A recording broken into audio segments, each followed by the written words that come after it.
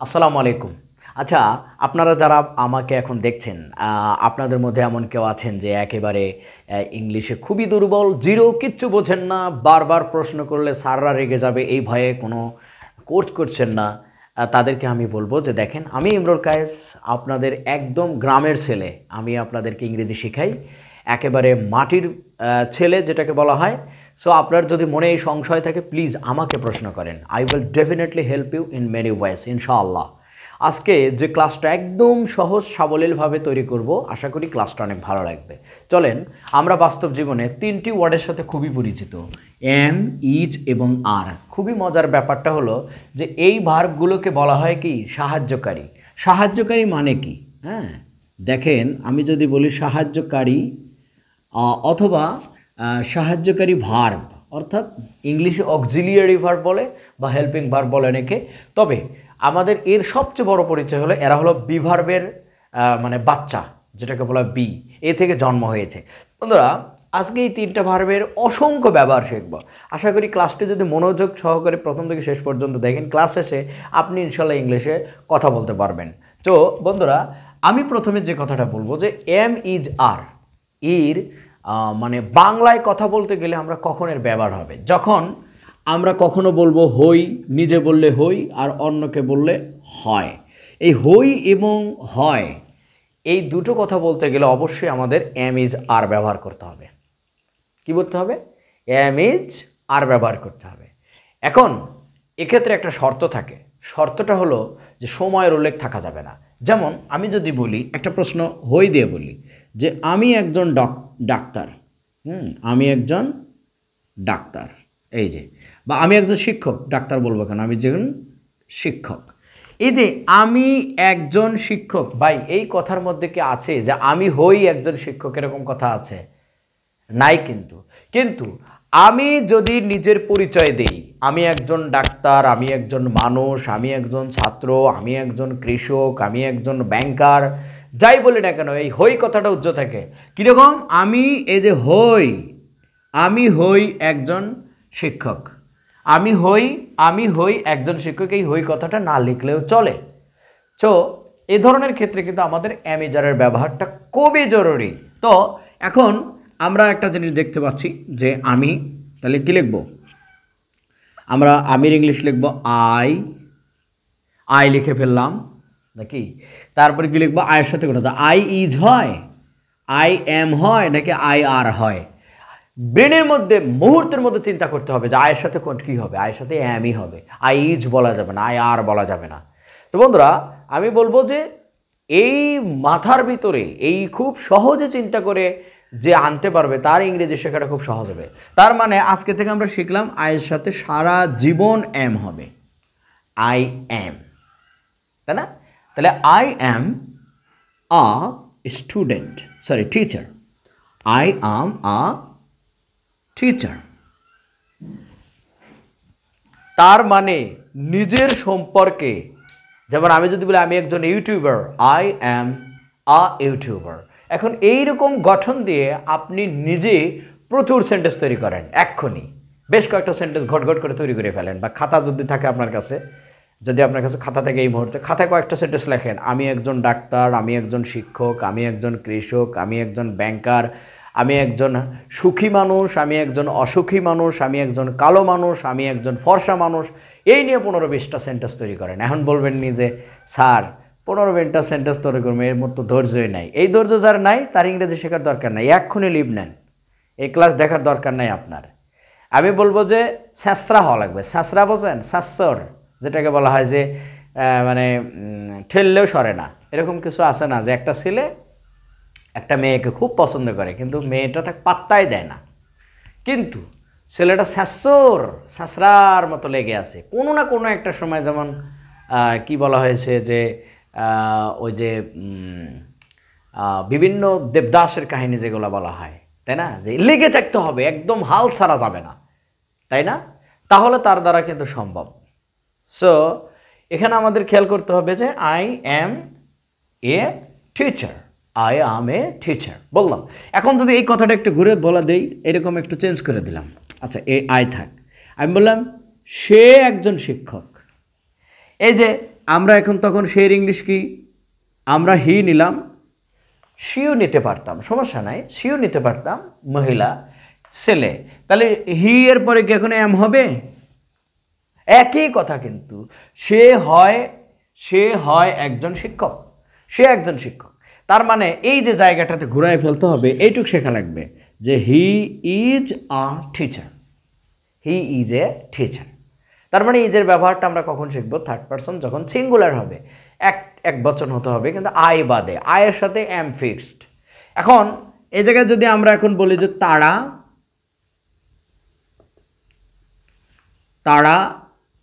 একজন বলা যাবে না, তখন যেহেতু তারা, আমরা বললাম তারা হয় শিক্ষক। আমি যদি তারা শিক্ষকও বলতে পারতাম, হয় না দিলেও চলতো, জাস্ট সেন্টেন্সটা বেমানান দেখাচ্ছিল তাই আমি হয় লিখলাম এখানে, তারা হয় শিক্ষক, তাই না? তাহলে আমরা তখন এইখানে তারার ইংলিশ কি লিখবো? দে লিখলাম, তাই কিনা? এখন এই জায়গায় ইজের জায়গায় কি লিখবো? আর লিখবো, দে আর, তখন আর এ দেওয়া যাবে না, দে আর কি, যেহেতু তারা বলেছি আমরা, দে আর টিচার, দে আর কি, টিচার, তারা শিক্ষক। So this is the way. আমাদের ভার্ব নিয়ে খেলতে হবে, ভার্ব নিয়ে খেলতে হবে কিভাবে? এই যে এইভাবে খেলতে হবে বসে বসে, যে তারা যখন বলছে তখন আর হচ্ছে, হি যখন বললাম তখন ইজ হলো, আই যখন বলবো তখন এম হবে। তো বন্ধুরা, আরও একটা ব্যবহার, আরও একটা ক্ষেত্রে অ্যামিজারের ব্যবহার হয়, সেটা আমরা আজকে শিখব।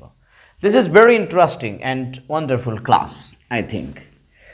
তখন কীরকম হবে যে, হ্যাঁ, এখন একজন বলতেছে, আমরা এটা বললাম, একজন বলতেছে যে আমি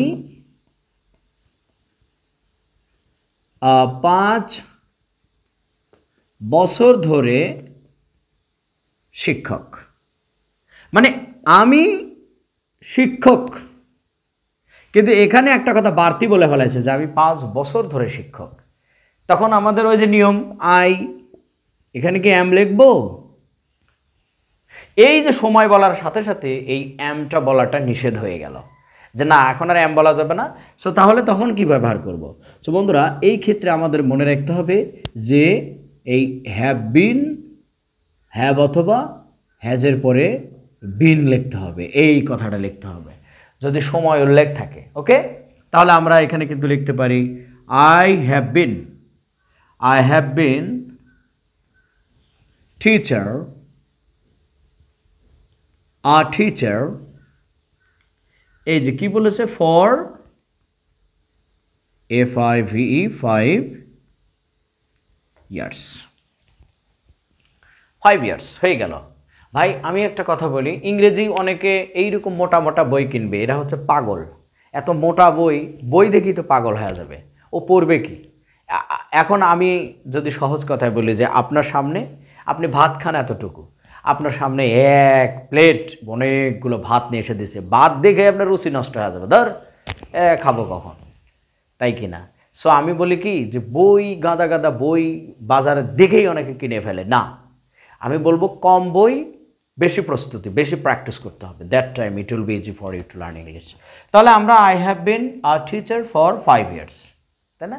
তখন এই ফর 5 ইয়ার্স আসার কারণে আমরা অ্যামিজার ব্যবহার, তার মানে আমরা একটা জিনিস শিখলাম যে অ্যামিজারের পরিবর্তে আমরা হ্যাভ বিন অথবা হ্যাজ বিনও ব্যবহার করতে পারি, তাই কিনা? যেমন এখন আমি বললাম আমিনা, আমি বললাম যে রুবেল 5 বছর ধরে শিক্ষক। তাহলে এই জায়গায় আয়ের জায়গায় কি বসবে? রুবেল বসবে, এই যে রুবেল বসায় দিলাম, কিন্তু রুবেলের সাথে তো আর হ্যাভ হয় না, রুবেল কি থার্ড পারসন সিঙ্গুলার, তাহলে কি হবে? হ্যাজ হবে। তখন আর এই হ্যাভ হবে না, তখন এই হ্যাজ হবে, আর কোনো চেঞ্জ নাই, এই হ্যাজ হলো। তাহলে Rubel has been a teacher for 5 years. আশা করি বিষয়টা আমি বুঝাতে পেরেছি। সো বন্ধুরা, এই অ্যামিজারের আরেকটা অর্থ দিবে, সেটা আমরা আজকে শিখব। সেটা কি অর্থ দেয়? যেমন কোনো কাজ চলমান, এই মুহূর্তে চলমান আছে, হ্যাঁ, কোনো কাজ চলমান কাজ, মানে বর্তমানে চলছে, হ্যাঁ, বর্তমানে কি চলছে, এরকম। যেমন আমি বললাম যে আমরা এই যে ইংরেজি শিখিতেছি, তাই না? তেছি, এই যে শিখিতেছি মানে কি, এখন শিখিতেছি আমরা। আচ্ছা, এখন যদি আমার এই যে যারা ভিডিও দেখছেন, আমি যদি বলি যে কি করতেছেন, বললেন আমি ইংরেজি শিখিতেছি, তখন আমি ইংরেজি শিখিতেছি সেটা কি হবে, আর আমরা ইংরেজি শিখিতেছি সেটা কি হবে, সবই শিখব। তাহলে এটার ইংলিশ কি হবে, ওই। এখন যেহেতু বলেছে যে বর্তমানে চলছে এরকম বোঝালে এম ইজ আর এর একটা নিতে হবে। তাহলে আমরা উই এর সাথে কি ইজ হবে, উই এর সাথে এম হবে, উই এর সাথে কি হবে বন্ধুরা, আর হবে। এখন উই আর নিলাম নাকি, এখন উই আর নেওয়ার পরে যেহেতু এখানে শিখিতেছি, হ্যাঁ, এবং ইংরেজিতে খুব মজার ব্যাপারটা হলো যে শুরুতে থাকে সাবজেক্ট আর শেষে থাকে ভার্ব। এটা একটা মানে খুবই মানে মজার ব্যাপার, এর আগেও আমি বলেছি, আজকে বলছি যে শেষে কিন্তু ভার্ব, যে শিখিতেছি। তাহলে লার্ন মানে শেখা, LEARN, লার্ন। কিন্তু ওই যে বলেছি যে যখন কোনো কাজ চলমান থাকবে তখন ভার্বের সাথে আইএনজি দিতে হয়। কি দিতে হয়, আইএনজি দিতে হয়। তখন এই জন্য লার্নের সাথে আমরা কি করলাম, একটা আইএনজি যোগ করলাম। এখন মনে মনে কল্পনা করেন যে এই মুহূর্তে আপনি কত কি করছেন, সব এই স্ট্রাকচার হবে। সাবজেক্ট দিয়ে অ্যামিজার দিয়ে ভার্বের আইএনজি দিয়ে দেব, ঠিক আছে। এই যে উই আর লার্নিং কি, English, we are learning English. এখন যদি আমরা বলি যে এই আমরা কেটে দিলাম, আমরা কেটে দিয়ে বললাম যে সে ইংরেজি শিখিতেছে, কে ইংরেজি শিখিতেছে, সে। তাহলে সে এর জায়গায় যে উইটাও চেঞ্জ হবে, তখন হবে হি।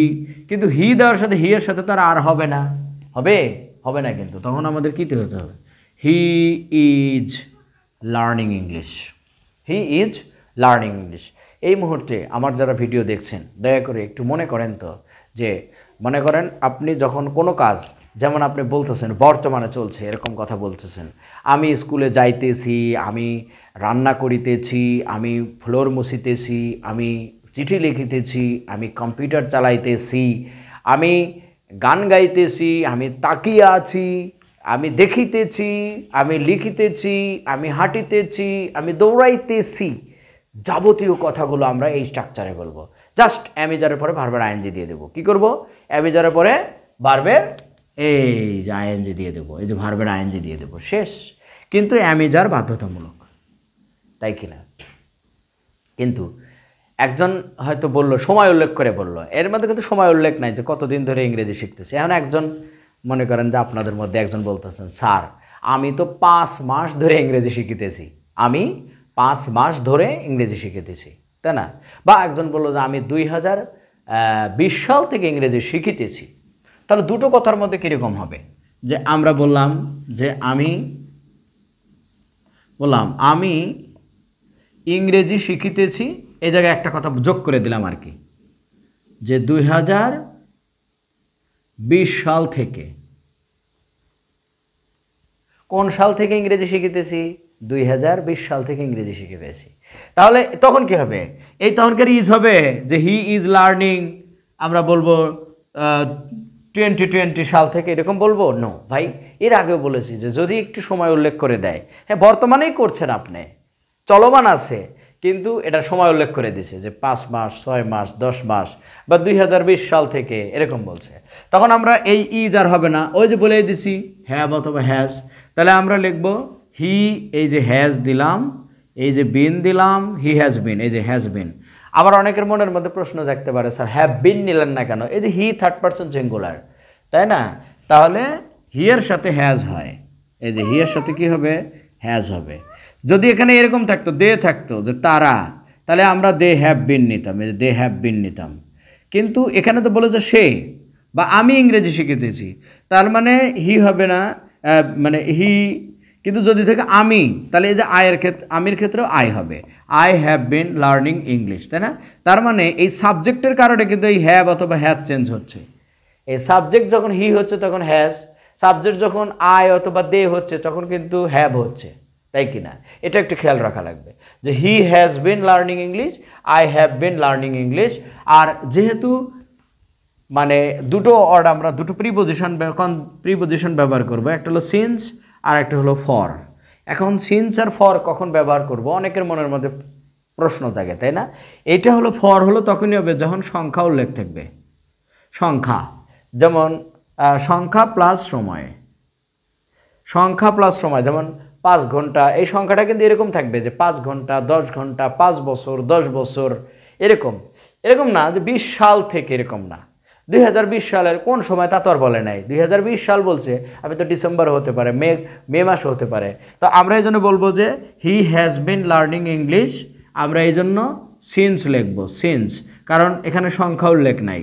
সিন্স 2020, 2020 সাল থেকে, তাই কি না?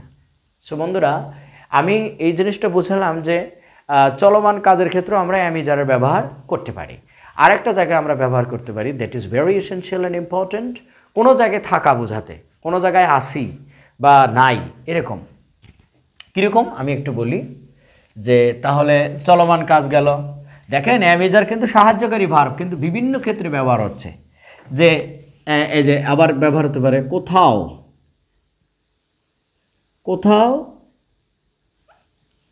আসি বা নাই, কোথাও আসি, আসে অথবা নাই, এরকম অর্থ দিবে। যেমন আমি বললাম যে মেয়েটি রান্নাঘরে, কোথায়? রান্নাঘরে। মেয়েটি কোথায় আছে? বলে রান্নাঘরে আছে। কোথায় আছে মেয়েটি? কোথায় আছে? রান্নাঘরে আছে। আসে না লিখলেও চলে, শুধু রান্নাঘরে লিখলেই কিন্তু বোঝা যায় যে মেয়েটি রান্নাঘরে আছে, তাই কি না? তাহলে আমরা মেয়েটির ইংলিশ লিখবো দ্য গার্ল, দ্য গার্ল। এই যে ইজ নিতে হবে, তার মানে আমরা কোথাও আছি বা আছে অথবা নাই বোঝাতেও আমরা অ্যাম ইজ আরের ব্যবহার করব। তাহলে দ্য গার্ল ইজ কোথায় লিখবো? In the kitchen, in the cooking room, in the কিচেনে লিখে KITCHEN, কিচেন। তাহলে the girl is in the kitchen. এখন আপনি বলতেছেন যে না, the girl is in the kitchen আমি বলবো না, আমার মানে হয়তো বলতেছেন যে আমার বউ 3 ঘন্টা ধরে রান্নাঘরে আছে। তাহলে এটা যদি হয় যে আমার বউ, এর ইংলিশ কি? মাই ওয়াইফ, তাই না? My wife. তাহলে আমার বউ, মাই ওয়াইফ, ইজ লিখবো না আর লিখবো? ভাই বউ যদি কারোর একটা থাকে তাহলে ইজি লিখতে হবে, তাই না? ইজি লিখতে হবে। হ্যাঁ, কারোর বউ যদি 4-5টা থাকে তখন কিন্তু এখানে ওয়াইফ লেখা যাবে না, ওয়াইফস লিখতে হবে, যে মাই ওয়াইফস, আমার বউয়েরা। যাই হোক, আশা করি মনে হয় না যে কারোর একটার বেশি বউ আছে, অনেকের তো নাই, তাই না? যাই হোক, তাহলে মাই ওয়াইফ ইজ, কি লিখবো? In the kitchen, KITCHEN, kitchen. বলতেছে কি যে ইজ ইন দ্য কিচেন, তাহলে আমার বউ রান্নাঘরে আছে। কিন্তু যদি বলি যে 3 ঘন্টা ধরে রান্নাঘরে আছে, তখন এই ইজটা খালি চেঞ্জ করে দেবে, যে হ্যাজ বিন, হ্যাজ বিন কয় ঘন্টা বলেছি? 3 ঘন্টা। In the kitchen, in the kitchen, এই যে ফর কত ঘন্টা? 3 আওয়ার্স, 3 কি? আওয়ার্স। সো বন্ধুরা, আমি দুটো তাহলে হোমওয়ার্ক দিই। আমি আশা করি দুটো হোমওয়ার্ক আমি দেবো এখানে। যাদের প্রথম কমেন্ট যারা করবেন তাদের উত্তরটা আমি পরবর্তী ক্লাসে স্ক্রিনে নিয়ে ধন্যবাদ জানাবো। ওকে, তো নাম্বার 1 হোমওয়ার্কটা দিচ্ছি যে তারা 15 বছর ধরে ক্ষমতায় আছে, ক্ষমতায় আছে। আমি যদি একটু শর্টকাট বলি যে ক্ষমতায় থাকার ইংলিশ হচ্ছে ইন পাওয়ার। ইন কি লিখবো? পাওয়ার। আর এখানে কিন্তু 15 বছর ধরে বলেছে, তার মানে সংখ্যা এটা ফর হবে, ফর 15 ইয়ার্স হবে। তারা সাবজেক্ট এখানে অ্যাম ইজ আর হবে নাকি হ্যাভ বিন, হ্যাজ বিন হবে? এটা হলো আপনাদের জন্য হোমওয়ার্ক। নাম্বার 2 হোমওয়ার্কটা দিচ্ছি যে আমি বললাম যে আমার মা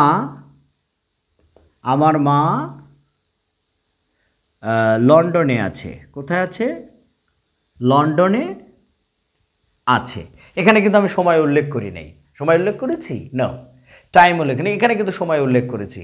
আশা করি যদি ক্লাসটা বুঝে থাকেন, please don't try to miss the opportunity to comment in my comment box, because I will definitely mention your name. আমি আপনার নাম ধরে বলবো নেক্সট ক্লাসে। মনে থাকবেন যে আগে কমেন্ট করবে, আবার অনেকে পরে কমেন্ট করবে না, যার প্রথম কমেন্টটা আমি দেখবো। Of course this will be she will be benefited. ভাই অ্যাম ইজ আরের আরেকটা দুর্দান্ত ব্যবহার আছে, সেটা হলো যে আমি এর আগেও বলেছি যে অ্যাম ইজ আরের পরে ভার্বের আইএনজি হয়, আবার ভার্বের পাস্ট পার্টিসিপল ফর্ম হয়। কখন কীভাবে হবে আমি দেখাচ্ছি। যে হ্যাঁ, যেমন করা হয় এরকম অর্থ দেয়। কি হয়? করা হয়। হ্যাঁ, যেমন আমি একজনকে, নতুন একজন যদি কাউকে জিজ্ঞেস করি যে আচ্ছা হঠাৎ করে একজনের সাথে দেখা হলো, তার সাথে তো আপনিও বলতে পারতেছি না, তুমিও বলতে পারছি না, বা তুইও বলতে পারছি না, তখন আমরা কি বলি? কোথায় থাকা হয়, কোথায় যাওয়া হয়, কি করা হয়, তাই না? প্রথমে আমি তুমিও বলতে, কোথায় থাকেন তা বলতে পারছি না। তো এই ধরনের কথাগুলো বলতে গেলে আমরা অ্যামিজারের পরে কি ব্যবহার করব? ভার্বের V3 ব্যবহার করব, V3। যেমন আমি বললাম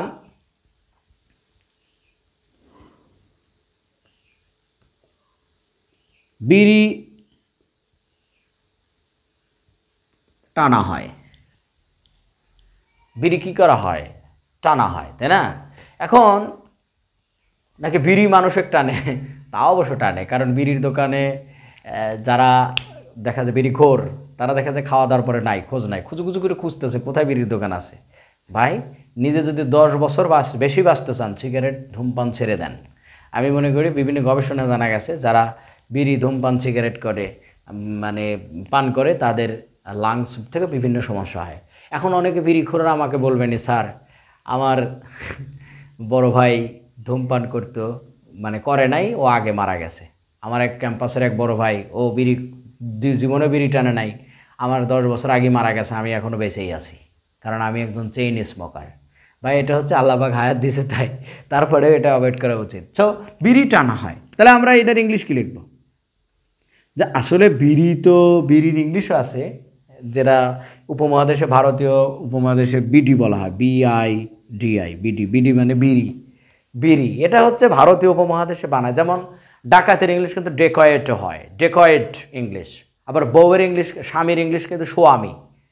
আপনাদের যদি বিশ্বাস না হয় ডিকশনারি কেটে দেখেন, স্বামীর ইংলিশ হাজব্যান্ড না বললে আপনি স্বামী বললেও চলবে। শরবতের ইংলিশ শরবত, শারবেত, একটু উচ্চারণটা স্পেলিং করতে হবে। ডাকাতের ইংলিশ ডেকয়েট, তাই কিনা?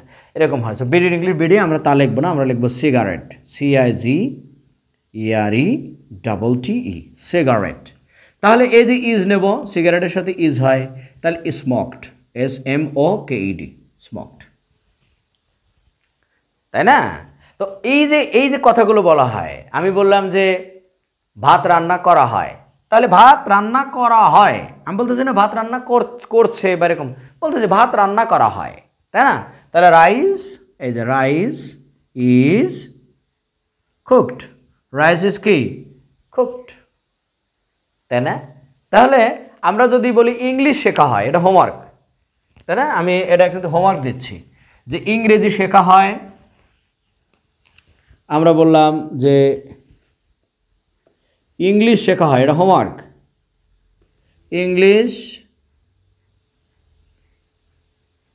শেখা হয়, জাস্ট V3 ব্যবহার করবেন। তারপরে বললেন যে বইগুলো লেখা হয়, লেখা হয়। তারপরে বললো যে আমাকে ঠকানো হয়। ঠকানোর ইংলিশ কিন্তু আমরা কি বলতে পারি? চিট বলতে পারি। তাহলে আমাকে ঠকানো হয়, আমি কাউকে ঠকাই না, মানে আমি নিজে ঠকি।